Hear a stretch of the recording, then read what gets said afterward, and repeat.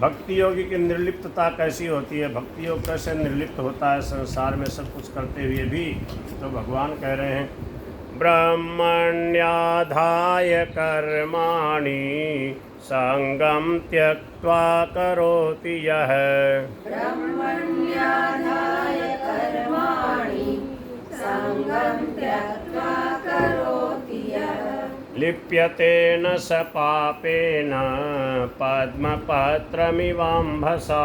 लिप्यते न स पापेन पद्मपत्रमिवाम्भसा। ब्रह्मणि आधाय, ब्रह्म का मतलब यहाँ सगुण साकार भगवान से।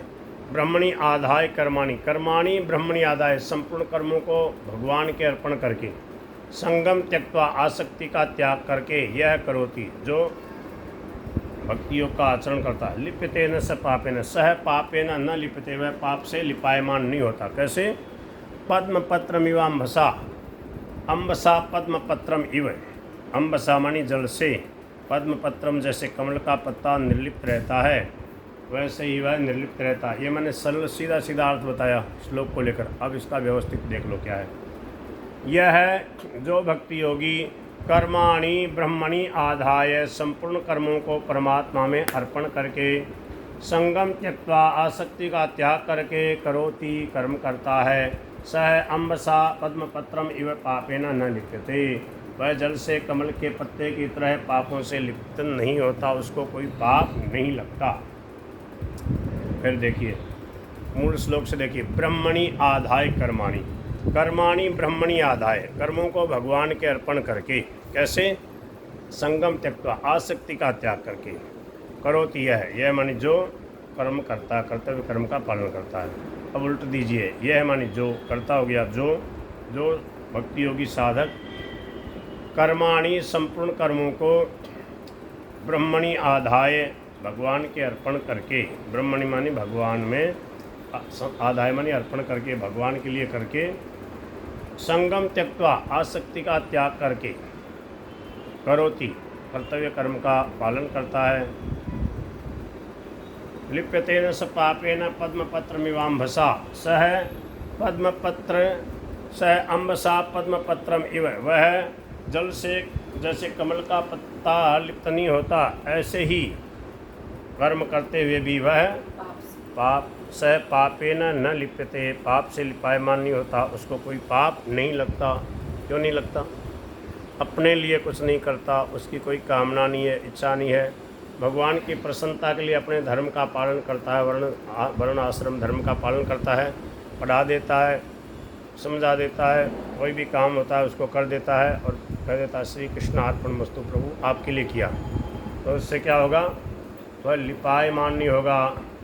लिपायमान होने का मतलब है फल की आसक्ति न होने से उसको कोई चिंता नहीं होगी, उसको किसी प्रकार का भय नहीं होगा, उसको किसी प्रकार से भीतर में कोई कुछ भी घटना हो जाए, कुछ भी दुख नहीं होगा, सुख दुख से ऊंचा उठ जाएगा। यही है लिपायमान नहीं होने का मतलब। हम व्यथित हो गए, दुखी हो गए, बहुत ज़्यादा हर्षित हो गए, तो मतलब क्या है कि वो कर्म करने के बाद उसकी याद न आवे, कोई भी काम किया उसके बाद में बस उससे संबंध विच्छेद हो जाएगा तो याद नहीं आएगी। याद आती है इसका मतलब राग है, राग और द्वेष रहेगा तो याद आएगी।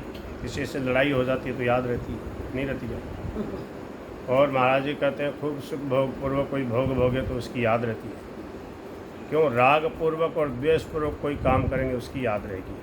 राग द्वेष रहित होकर के कोई काम किया, कहीं किसी से मिले, कोई जलसा हुआ, उस मिले थोड़े दिन के लिए, फिर वो याद रहा तो याद नहीं, तो फिर कोई कहता आपको याद नहीं है, हम आपसे बोले याद नहीं है।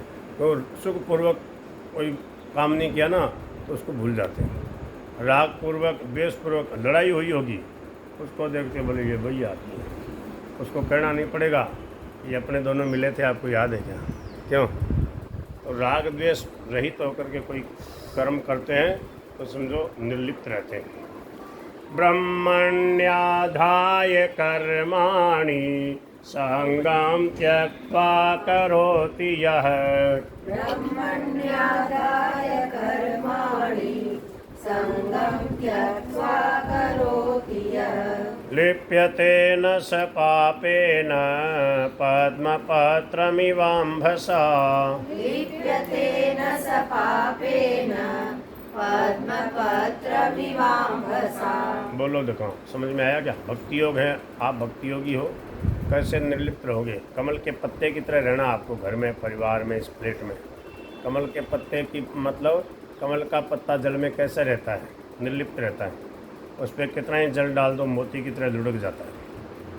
इसका हमने प्रयोग करके देखा था एक जगह, किष्किंधा है ना, जहाँ पर भगवान श्री रामचंद्र जी जब गए थे वनवास में, तो वहाँ स्फटिक शिला है, वहाँ पर ऋष्यमुख पर्वत है।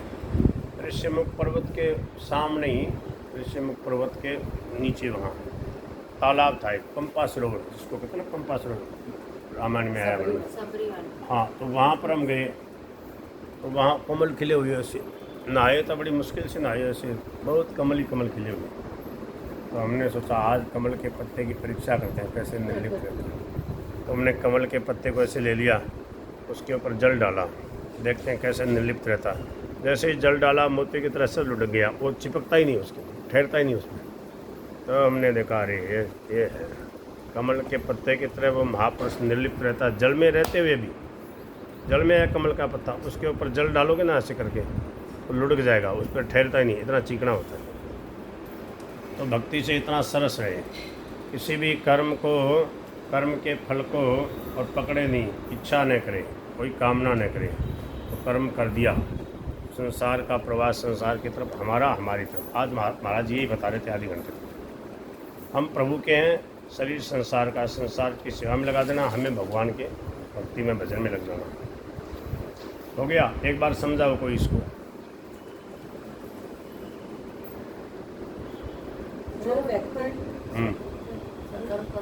ब्रह्मण्यादाय कर्माणि सङ्गं त्यक्त्वा करोति यः लिप्यते न स पापे पद्मपत्रमिवाम्भसा। जो पुरुष सभी कर्मों को परमात्मा को अर्पण करके आसक्ति को त्याग करके कर्म करता रहता है, वो उसी प्रकार होता है जिस तरह से कमल का पुष्प पत्र जल में रहते हुए भी जल से निर्लिप्त रहता है। कमल का पत्ता जैसे जल में रहते हुए निर्लिप्त रहता है, ऐसे ही उस संसार में रहते हुए भी राग द्वेष रहित होने के कारण से सुखी दुखी नहीं होता, पाप से लिपायमान नहीं होता, और बंधन में नहीं पड़ता। कमल के पत्ते को तो भगवान ही ऐसा बनाया है हमको, तो फिर हमारे को उससे भी बढ़िया, उससे भी बढ़िया भगवान ने ज्ञान दिया है, भक्ति दी है, विवेक विचार की सामर्थ्य दी है, विश्वास की शक्ति दी है। भगवान ने विलक्षण शक्ति दे के हमें भेजा है।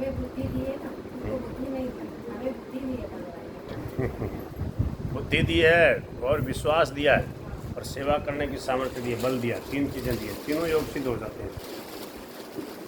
अब कर्मयोगी कैसे कर्म करता है संसार में रहते हुए?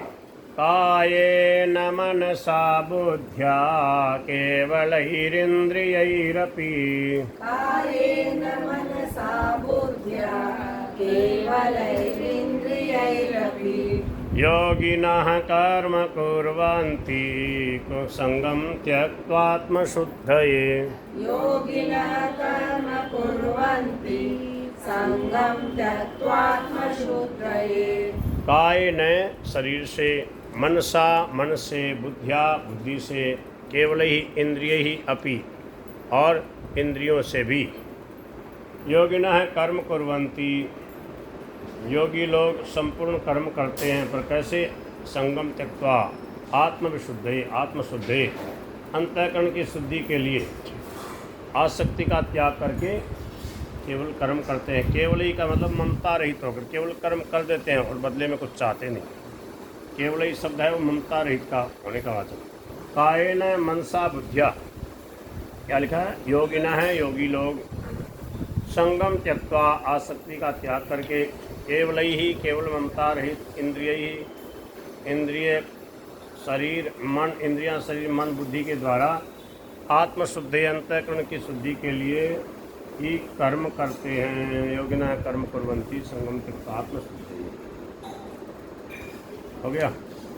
शरीर से, वाणी से, मन से, इंद्रियों से, बुद्धि से जो कुछ भी किया जाता है अंतःकरण की शुद्धि के लिए है कि सेवा करेंगे, उससे अंतःकरण निर्मल होगा, शुद्ध होगा, मिली हुई वस्तु सामग्री सेवा के लिए है, ऐसा मान करके और वो कर्म करते हैं। ये कर्मयोगी के नहीं बंदी रंग इसके अंदर। राधे राधे। हो गया? बोलो, अर्थ समझाने का प्रयास करो। कायेन मनसा बुद्ध्या केवलैरिन्द्रियैरपि योगिनः कर्म कुर्वन्ति संगम त्यक्त्वात्मशुद्धये। जो कर्म योगी होता है वो मन से, बुद्धि से, शरीर से और इंद्रियों से भी ममत्व बुद्धि रहित होकर के